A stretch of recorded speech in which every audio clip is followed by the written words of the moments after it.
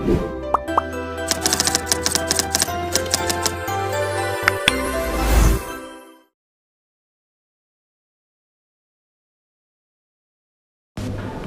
လုံးပဲမင်္ဂလာပါကျွန်တော်ရဲ့ Free English YouTube Channel ရဲ့နေပြီးတော့ပြန်လည်ကြိုဆိုလိုက်ပါတယ်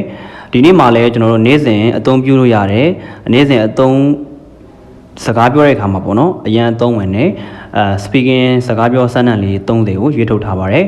ကျွန်တော်တို့လေ့လာလိုက်ကြရအောင်ပထမဆုံးစမ်းသပ်လေးနံပါတ်1ကိုကြည့်အောင်နံပါတ်1ကတော့ကျွန်တော်တို့ပေါ့နော်အကောင်းဆုံးကြိုးစားပါလို့ပြောချင်တယ်ဆိုရင်ကျွန်တော်တို့အင်္ဂလိပ်လိုပြောလို့ရတာက try your best လို့ပြောလို့ရတယ် try your best ပေါ့နော်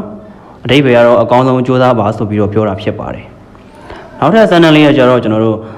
တယောက်တည်းအပြင်ကိုမသွားပါနဲ့လို့ပြောချင်တယ်ဆိုရင်အင်္ဂလိပ်လိုဘယ်လိုပြောလို့ရလဲဆိုတော့ don't go out alone လို့ပြောလို့ရတယ် don't go out alone ပေါ့နော်အဓိပ္ပာယ်ကတော့တယောက်တည်းအပြင်ကိုမသွားပါနဲ့လို့ပြောတာဖြစ်ပါတယ်ပြီးနောက်ထပ်စမ်းသပ်လေးကကျတော့တခါတလေတော့အုံနောက်ကိုသုံးစမ်းမှာတခါတလေတော့ခေါင်းသုံးစမ်းမှာကွာလို့ပြောချင်တယ်ဆိုရင်အင်္ဂလိပ်လိုဘယ်လိုပြောလို့ရလဲဆိုတော့ use your brain sometime လို့ပြောလို့ရပါတယ် use your brain sometime ပေါ့နော်တခါတလေတော့ခေါင်းသုံးစမ်းမှာတခါတလေတော့အုံနောက်သုံးစမ်းမှာဆိုပြီးတော့အဓိပ္ပာယ်ရပါတယ်ပြီးနောက်ထပ်စမ်းသပ်လေးကိုကြည့်အောင်နောက်ထပ်စမ်းသပ်လေးကကျတော့ကျွန်တော်တို့စောစောအိပ်ရာထားပါလို့ပြောချင်တယ်ဆိုရင်အင်္ဂလိပ်လိုဘယ်လိုပြောလို့ရလဲဆိုတော့ get up early လို့ပြောလို့ရပါတယ် get up early ပေါ့နော်စောစောအိပ်ရာထားပါဆိုပြီးတော့အဓိပ္ပာယ်ရပါတယ်နောက်ထပ်စမ်းသပ်လေးကကျတော့စောစောအိပ်ရာဝင်ပါလို့ပြောချင်တယ်ဆိုရင်အင်္ဂလိပ်လိုဘယ်လိုပြောလို့ရလဲဆိုတော့ go to bed early လို့ပြောလို့ရပါတယ် go to bed early ပေါ့နော်အဓိပ္ပာယ်ကတော့စောစောအိပ်ရာဝင်ပါဆိုပြီးတော့အဓိပ္ပာယ်ရပါတယ်နောက်ထပ်စမ်းသပ်လေးတစ်ကြောင်းကကျတော့ကျွန်တော်တို့ကျေးဇူးပြုပြီးတော့ငါ့ကိုပြုံးပြပါလို့ပြောချင်တယ်ဆိုရင်အင်္ဂလိပ်လိုဘယ်လိုပြောလို့ရလဲဆိုတော့ please give me your smile လို့ပြောလို့ရပါတယ် please give me your smile ပေါ့နော်အဓိပ္ပာယ်ကတော့ကျေးဇူးပြုပြီးတော့ငါ့ကိုပြုံးပြပါဆိုပြီးတော့အဓိပ္ပာယ်ရပါတယ်နောက်ထပ်စမ်းသပ်လေးကကျတော့ကျွန်တော်တို့အချိန်ဟာငွေပါလို့ပြောချင်တယ်ဆိုရင်အင်္ဂလိပ်လိုဘယ်လိုပြောလို့ရလဲဆိုရင် time is money လို့ပြောလို့ရတယ် time is money ပေါ့နော်အဓိပ္ပာယ်ကတော့အချိန်ဟာငွေပါဆိုပြီးတော့ပြောတာပဲဖြစ်ပါတယ်နောက်ထပ်စမ်းသပ်လေးကကျတော့ဘဝမှာပတ်စံကအရေးကြီးတယ်လို့ပြောချင်တယ်ဆိုရင်အင်္ဂလိပ်လိုဘယ်လိုပြောလို့ရလဲဆိုတော့money is important in life လို့ပြောလို့ရပါတယ် money is important in life ပေါ့နော်ဘဝမှာပတ်စံကအရေးကြီးတယ်ဆိုပြီးတော့အဓိပ္ပာယ်ရပါတယ်နောက်ထပ်စမ်းသပ်လေးကကျတော့ကျွန်တော်တို့ငါမှာမင်းတို့အချိန်မရှိဘူးလို့ပြောချင်တယ်ဆိုရင်အင်္ဂလိပ်လိုဘယ်လိုပြောလို့ရလဲဆိုတော့ I don't have time for you လို့ပြောလို့ရတယ် I don't have time for you ဆိုပြီးတော့ပြောလို့ရပါတယ်အဓိပ္ပာယ်ကတော့ငါမှာမင်းတို့အချိန်မရှိဘူးလို့ပြောတာပဲဖြစ်ပါတယ်နောက်ထပ်စမ်းသပ်လေးကိုကြည့်အောင်နောက်ထပ်စမ်းသပ်လေးကကျတော့မင်းကအရန်ကန်ကောင်းတာပဲပေါ့နော်မင်းကအရန်ကန်ကောင်းတာပဲလို့ကျွန်တော်တို့ပြောချင်တယ်ဆိုရင်အင်္ဂလိပ်လိုဘယ်လိုပြောလို့ရလဲဆိုတော့ you are so lucky လို့ပြောလို့ရတယ် you are so lucky ပေါ့နော်မင်းကအရန်ကန်ကောင်းတာပဲဆိုပြီးတော့အဓိပ္ပာယ်ရပါတယ်နောက်ထပ်စမ်းသပ်လေးကကျတော့ကျွန်တော်ပေါ့နော်ကျွန်တော်သဘောတူပါတယ်လို့ပြောချင်တယ်ဆိုရင်ကျွန်တော်တို့အင်္ဂလိပ်လိုဘယ်လိုပြောလို့ရလဲဆိုတော့I agree လို့ပြောလို့ရတယ် I agree ပေါ့နော်အဓိပ္ပာယ်ကတော့ကျွန်တော်သဘောတူပါတယ်ကျွန်တော်လက်ခံပါတယ်ဆိုပြီးတော့ပြောတာဖြစ်ပါတယ်နောက်ထပ်စမ်းသပ်လေးကကျတော့ကျွန်တော်သဘောမတူပါဘူးလို့ပြောချင်တဲ့အခါမှာဘယ်လိုပြောလို့ရလဲဆိုတော့ I don't agree လို့ပြောလို့ရတယ် I don't agree ပေါ့နော်ကျွန်တော်သဘောမတူပါဘူးကျွန်တော်လက်မခံပါဘူးဆိုပြီးတော့ပြောတာဖြစ်ပါတယ်နောက်ထပ်စမ်းသပ်လေးကကျတော့ကျွန်တော်တို့လှလိုက်တယ်ပေါ့နော်လှလိုက်တဲ့ပန်းလေးလို့ပြောချင်တယ်ဆိုရင်အင်္ဂလိပ်လိုဘယ်လိုပြောလို့ရလဲဆိုတော့ what a beautiful flower လို့ပြောလို့ရတယ် what a beautiful flower ပေါ့နော်အဓိပ္ပာယ်ကတော့လှလိုက်တဲ့ပန်းလေးကွာလို့ပြောတာဖြစ်ပါတယ်နောက်ထပ်စမ်းသပ်လေးကိုကြည့်အောင်နောက်ထပ်စမ်းသပ်လေးကကျတော့လှလိုက်တဲ့ကောင်မလေးပါလှလိုက်တဲ့မိန်းကလေးပါလားလို့ပြောချင်တယ်ဆိုရင်အင်္ဂလိပ်လိုဘယ်လိုပြောလို့ရလဲဆိုတော့ what a beautiful girl လို့ပြောလို့ရတယ် what a beautiful girl ပေါ့နော်လှလိုက်တဲ့မိန်းကလေးလို့ပြောတာဖြစ်ပါတယ်ပြီးနောက်ထပ်စမ်းသပ်လေးကကျတော့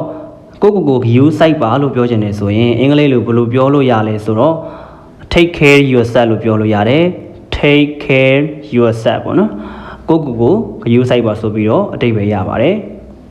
ပြီးတော့နောက်ထပ်စမ်းသပ်လေးကိုကြည့်အောင်နောက်ထပ်စမ်းသပ်လေးကကျတော့မင်းမိဘနှစ်ပါးကိုဂယူးစိုက်ပါလို့ပြောချင်တယ်ဆိုရင်အင်္ဂလိပ်လိုဘယ်လိုပြောလို့ရလဲဆိုတော့ take care of your parent လို့ပြောလို့ရတယ် take care of your parent ပေါ့နော်အဓိပ္ပာယ်ကတော့မိမိဘာနှစ်ပါးကိုယူဆိုင်ပါဆိုပြီးတော့ပြောတာဖြစ်ပါတယ်နောက်ထပ် sentence လေးကကျတော့မြန်လုပ်ပါမြန်လုပ်လို့ပြောချင်တယ်ဆိုရင် hurry up လို့ပြောလို့ရတယ် hurry up နော်အဓိပ္ပာယ်ကတော့မြန်လုပ်ဆိုပြီးပြောတာဖြစ်ပါတယ်နောက်ထပ် sentence လေးတစ်ခုကကျတော့ကျွန်တော်တို့လောစရာမလိုပါဘူးဗျာလို့ပြောချင်တယ်ဆိုရင်အင်္ဂလိပ်လိုဘယ်လိုပြောလို့ရလဲဆိုတော့ no need to hurry လို့ပြောလို့ရတယ် no need to hurry ပေါ့နော်လောစရာမလိုပါဘူးလို့ပြောတာဖြစ်ပါတယ်ပြီးနောက်ထပ် sentence လေးကကျတော့ကျွန်တော်တို့စိုးရိမ်စရာမလိုပါဘူးလို့ပြောချင်တယ်ဆိုရင်အင်္ဂလိပ်လိုဘယ်လိုပြောလို့ရလဲဆိုတော့no need to worry လို့ပြောလို့ရပါတယ် no need to worry ပေါ့နော်အဓိပ္ပာယ်ကတော့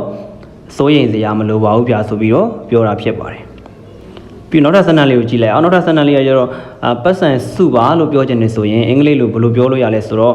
save money လို့ပြောလို့ရပါတယ် save money ပေါ့နော်အဓိပ္ပာယ်ကတော့ပတ်စံစုပါဆိုပြီးတော့ပြောတာဖြစ်ပါတယ်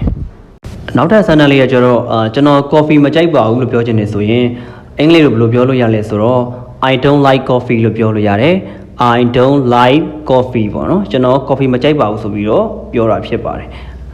နောက်ထပ် sentence လေးကိုကြည့်လိုက်အောင်နောက်ထပ် sentence လေးကကျတော့ကျွန်တော်လက်ဖက်ရည်ကြိုက်တယ်ဗျာလို့ပြောချင်တယ်ဆိုရင်အင်္ဂလိပ်လိုဘယ်လိုပြောလို့ရလဲဆိုတော့ I like tea လို့ပြောလို့ရတယ် I like tea ပေါ့နော်ကျွန်တော်လက်ဖက်ရည်ကြိုက်တယ်ဗျာဆိုပြီးတော့ပြောတာဖြစ်ပါတယ်နောက်ထပ် sentence လေးကကျတော့ကျွန်တော်တို့တကားပိတ်ပါလို့ပြောချင်တယ်ဆိုရင်အင်္ဂလိပ်လိုဘယ်လိုပြောလို့ရလဲဆိုတော့ close the door လို့ပြောလို့ရတယ် close the door ပေါ့နော်အဓိပ္ပာယ်ကတော့တကားပိတ်ပါဆိုပြီးတော့ပြောတာဖြစ်ပါတယ်ပြီးနောက်ထပ် sentence လေးကိုကြည့်အောင်နောက်ထပ် sentence လေးကကျတော့တကားဖွင့်ပါလို့ပြောချင်တယ်ဆိုရင်အင်္ဂလိပ်လိုဘယ်လိုပြောလို့ရလဲဆိုတော့ open the door ပေါ့နော် open the door ပေါ့နော်အဓိပ္ပာယ်ကတော့တကားဖွင့်ပါဆိုပြီးတော့ပြောတာပဲဖြစ်ပါတယ်ပြီးနောက်ထပ် sentence လေးကိုကြည့်လိုက်အောင်နောက်ထပ် sentence လေးကကျတော့ပြတင်းပေါက်ကိုပိတ်ပါလို့ပြောချင်တယ်ဆိုရင်အင်္ဂလိပ်လိုဘယ်လိုပြောလို့ရလဲဆိုရင်